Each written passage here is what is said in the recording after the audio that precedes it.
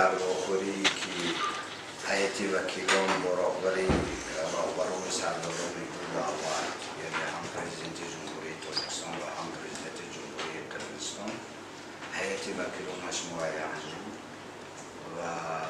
ما در آن شرکت نورزیدیم. یکی من فکر میکنم که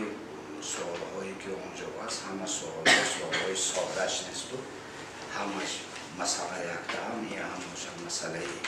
معین کردن مرزی بین دو دولت می باشد، سرحد دو دولت می باشد و ما تمام چاره ها را اندیشیدیم و فکرم از روی برگزاری محترم رئیس ولایت رجب احمدزاده توانستیم که در سطح شایسته شرایط مساوی برای گفتگوی دو طرف دو سران دولت فراهم آورده توانیم. البته با دستوری مقامات اجرایی حاکمیت دولتی و از شخصان متصدی آنها مسئله اساسی این مسئله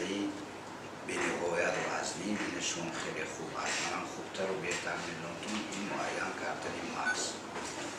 جدا هم مسئله پیش و تاب گرفته میباشد و این مسئله البته حاضر به نتیجه های رسمی به امضا رسیدن و باید که گفتگوها ادامه دارند. اشتراک من با خبر باشم و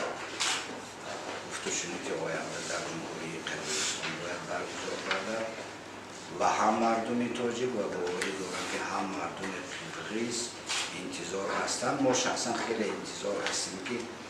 آخر مرز دو جمهوریت عمیق معین کرده میشد و ما از بعضی مسئله های جنجالی و خرخشه‌ای که بین مردم محلی هست و باید اینجا به یک چیز باید قطع کرد که اینجا به گناهکار خود مردم عادی نیست، یعنی سرکرده ها دارد. اول خصوص من چطوری که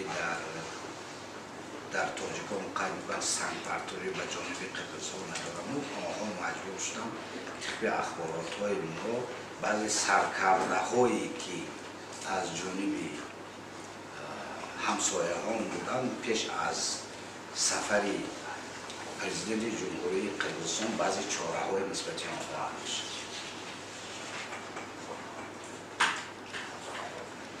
و امید ما همین هست که این مسئله تحت نظارت و این مسئله در صلاحیت کمیسیون بین حکومتی جمهوری تاجیکستان و قرقیزستان میشه.